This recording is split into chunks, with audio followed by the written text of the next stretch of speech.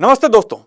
अफगानिस्तान पर तालिबान के कब्जे के बाद पाकिस्तान के इशारे पर कश्मीर में अल्पसंख्यक हिंदू समुदाय को निशाना बनाने की साजिशें तेज हो गई हैं। खासकर सितंबर महीने से ऐसे लोगों पर हमले हो रहे हैं जिन्होंने आतंकवाद के चरम के दौरान भी घाटी से पलायन नहीं किया था। कश्मीरी पंडितों, सिखों और गैर कश्मीरी हिंदुओं को चुन चुन कर निशाना बनाया जा रहा है।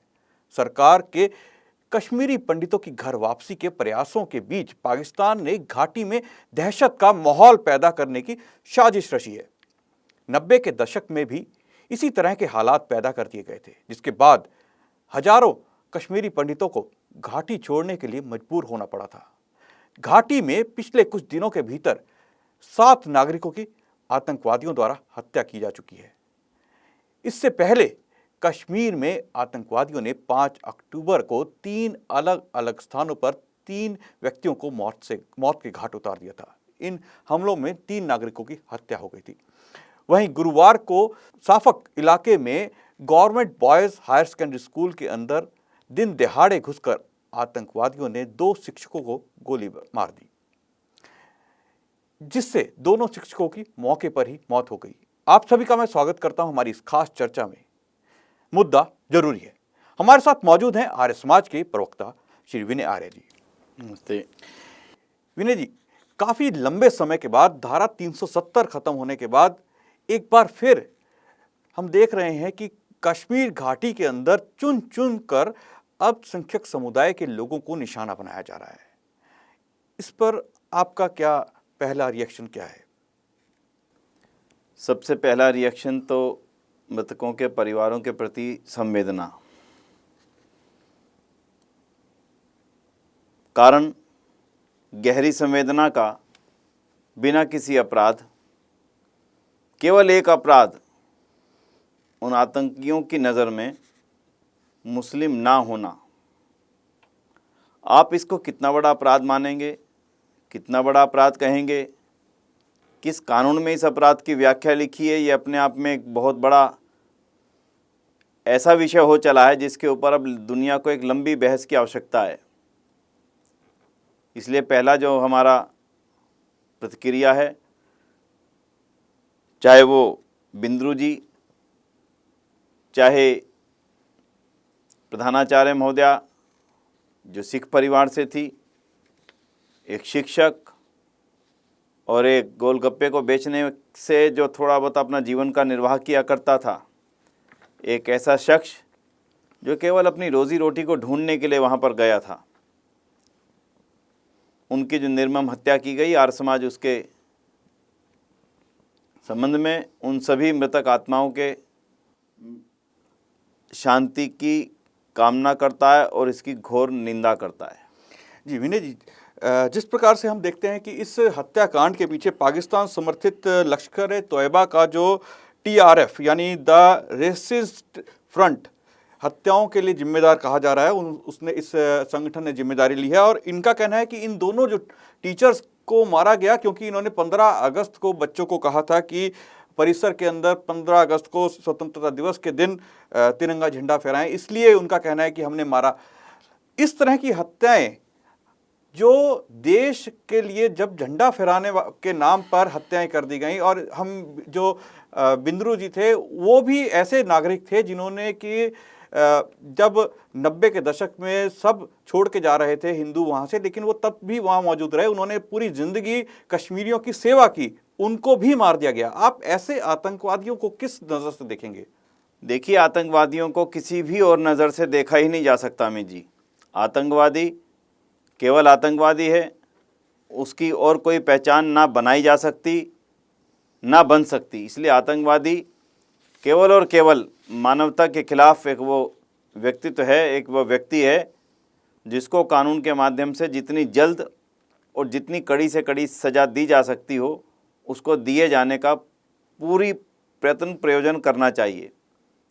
जिस प्रकार से अभी हम देखते हैं कि तालिबान ने अफगानिस्तान पर कब्जा किया, उसके बाद बहुत सारे नेताओं के बयान आए कि हमारा तालिबान के साथ समर्थन है कि हम कश्मीर के आज़ादी, जो तथाकथित वो आज़ादी शब्द का इस्तेमाल करते हैं, उसके लिए उनका समर्थन लेंगे तालिबान का। और उसके बाद हम देखते हैं कि अचानक से हमारे देश में जो ये हत्याएं होने लगी, तो कहीं ना कहीं आपको क्या लगता है कि वहाँ पे जो हथियार पाकिस्तान ने प्राप्त किए या तालिबान ने प्राप्त किए वो यहाँ पे आ रहे हैं, वहाँ के लोग इधर आने शुरू हो गए, या उससे मॉरल बूस्ट हुआ है आईएसआईएस का कि और उन्होंने ये एक सोची समझी साजिश के तहत जो कश्मीर को छोड़ गए थे उनको जो बसाने की कोशिशें हैं उनको दोबारा से जिसे कह लिए डिमोरलाइज करने के लिए ये सब साजिशें दोबारा से चालू कर दी हैं? देखिए, वर्तमान सरकार की जो नीति रही है कश्मीर को लेकर के, पुनः वहाँ पर उसी प्रकार का सौहार्द बना करके रखना, और उसके लिए जो एक बाधक कानून था धारा 370 उसको हटाने के पश्चात में वातावरण में अंतर आया, इसमें कोई दो राय नहीं है। अंतर आने के बाद में वहाँ पर टूरिज्म भी बढ़ा, आना जाना भी बढ़ा। लेकिन जो पिछले दिनों का घटनाक्रम अफगानिस्तान को लेकर के हुआ, जिसकी आपने अभी चर्चा की है, मैं समझता हूँ कि वो जो अतिवाद है, उस अतिवाद का सहारा कहीं ना कहीं उन्हीं दबी हुई आवाज़ों को मिला है जिन्होंने उसका सहारा लेकर के या उसके नक्शे कदम पर चलते हुए कश्मीर में फिर से वही पुराना माहौल बनाने की कोशिश की है। वो जिस मर्जी माहौल को बनाना चाहें एक अलग बात है, लेकिन उनकी इस राजनीतिक महत्वाकांक्षा की कोशिश में जब एक निरीह मनुष्य की जान जाती है, और वो भी केवल एक कारण से जाती है, मैं बार बार दोहराता हूँ इस कारण को, उसने कोई चोरी नहीं की, डकैती नहीं की, किसी आतंकवादी के खिलाफ नहीं बोला। अगर मैं इसको भी अपराध मान लूँ एक मिनट के लिए, तो उस आतंकवादग्रस्त राज्य में तब भी उन्होंने ऐसा नहीं किया था। लेकिन केवल झंडे के नाम पर, जैसा भी बताया अमित जी ने कि झंडे चढ़ाने के नाम पर अगर बच्चों को कहा तो उसी को अपराध मान लिया गया। ये एक ऐसी परिस्थिति इस देश में निर्मित होती चली जा रही है जिसके बारे में देश के प्रत्येक वासी को बहुत गहराई से सोचना पड़ेगा कि यदि ये आग और ज़्यादा बढ़ती है तो ये किस हद तक पहुंच सकती है, देश के कहां कहां तक पहुंच सकती है, इसके बारे में हम चिंतन करना पड़ेगा। और अफगानिस्तान में जो सत्ता का परिवर्तन जिस तरह से हुआ है, उसका ये परिणाम या उसको इससे जोड़ा जाना मैं समझता हूँ कतई गलत नहीं है। किसी न किसी रूप में ये दोनों चीज़ें एक दूसरे को समर्थन कर रही हैं, एक दूसरे को आगे बढ़ाने की साजिश रच रही हैं। भारत सरकार की एजेंसियां सजग होंगी, उनको और ज़्यादा सजग होना चाहिए। कड़े कानून बने और ज़्यादा बनेंगे, कड़े कानून लागू हों, सख्ती हो, लड़ाई हो आतंकवाद के साथ में खुली तौर पर जो पहले भी हुई है। लेकिन जो अपने परिवार को पालने पोषने वाले जो हमारे साथी थे, उनकी जो आज मृत्यु हो चुकी है, उनका क्या? उनको मल्लम देने वाला कौन? उनको मल्लम लगाने वाला कौन? और इन हत्याओं को आगे रोकने की क्या गारंटी है? तो आज ये सभी चिंताएं हर भारतवासी के चेहरे पर सही लकीरों के रूप में उभर रही हैं, जिनका ना उनको उत्तर मिल रहा है। उत्तर खोजने के लिए, उत्तर चाहने के लिए, उत्तर पाने के लिए सभी लोग बेताब हैं कि आगे ऐसा ना हो, कम से कम आगे ऐसा ना हो। तो मैं समझता हूं कि देश के प्रत्येक वासी को इस बारे में चिंता करते हुए सरकार को मजबूत करना चाहिए कि सरकार उन आतंकवादियों के खिलाफ कार्रवाई को तेज करे, सर्च ऑपरेशन चलाए, हर प्रकार से, किसी भी प्रकार से जिन्होंने हत्याएं की हैं उनको उसका दंड मिलना ही चाहिए। जी बिल्कुल। जम्मू कश्मीर में जो ये आतंकवादी हमला हुआ है, इसके ऊपर जो वहाँ के कश्मीर के जोन के आईजी हैं विजय कुमार, उन्होंने कहा कि इस साल आतंकवादियों ने 28 नागरिकों की हत्याएं कहीं, जिसमें कि स्थानीय हिंदू, सिख और गैर स्थानीय हिंदू मजदूर थे। तो ये एक बहुत बड़ा आंकड़ा है। और हम देखते हैं कि गृह मंत्रालय ने साल 1990 से लेकर 2017 तक के जो आंकड़े दिए थे, उसमें 40,000 जाने के बारे में उन्होंने कहा था।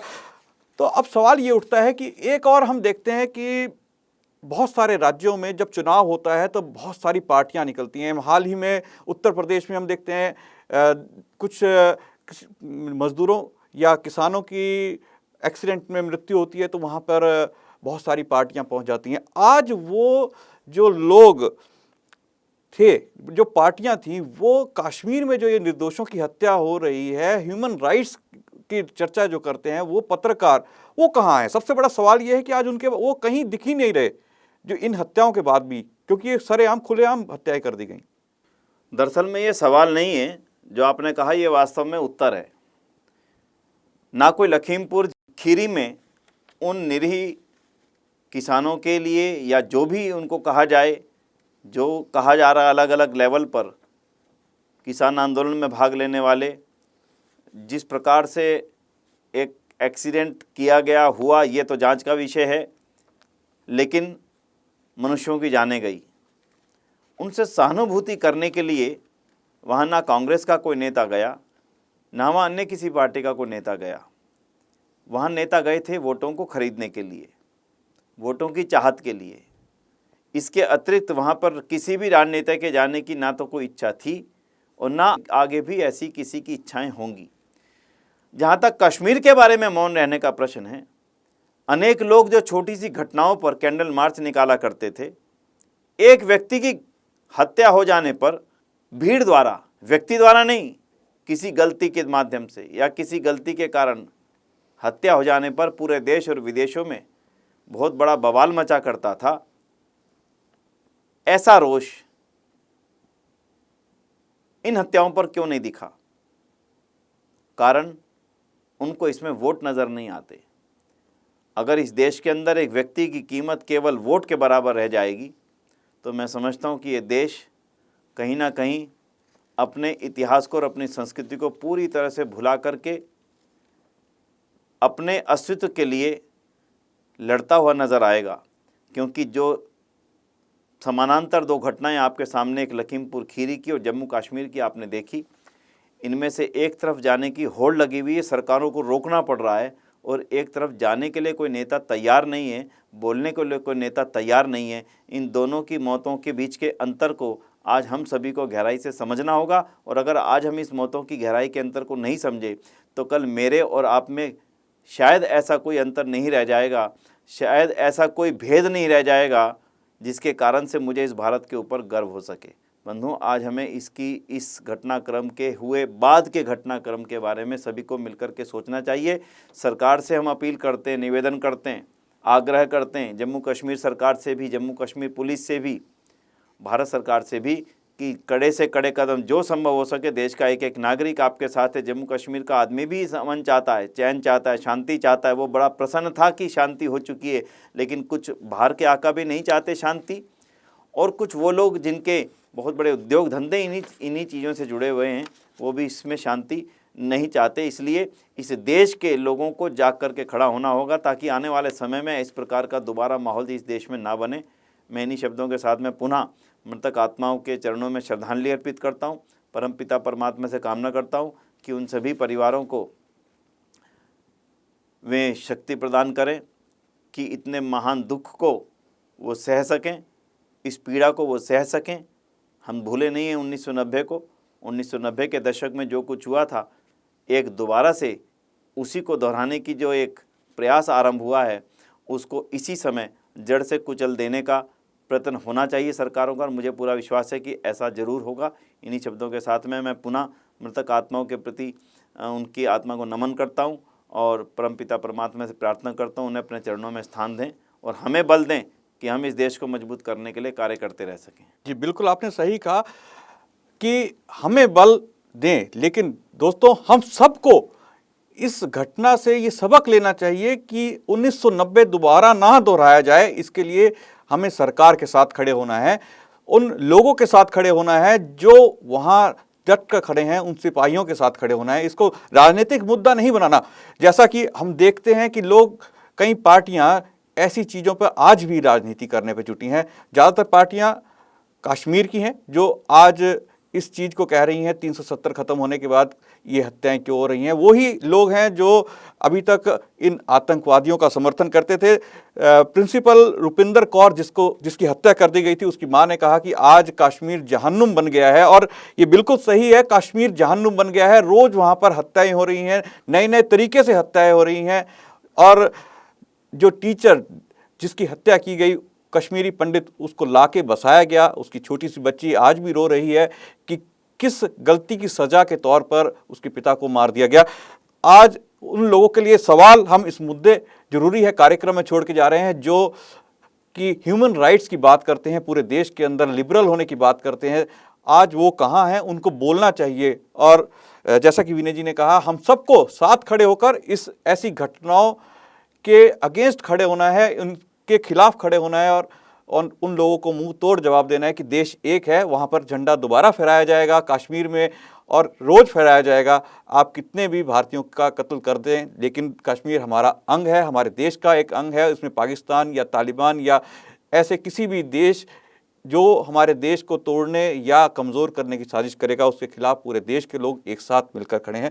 विनय जी, आप हमारे साथ इस चर्चा में हमारे साथ जुड़े, आपने जो विचार आर्य समाज और अपने विचार जो लोगों के साथ आज शेयर किए और लोगों को के बीच आपने बताया कैसे हम सब उनके साथ हैं, उन परिवारों के साथ हमारी संवेदनाएं हैं। आपका बहुत बहुत धन्यवाद हमारे से जुड़ने के लिए। नमस्ते जी।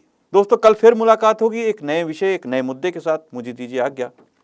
नमस्ते।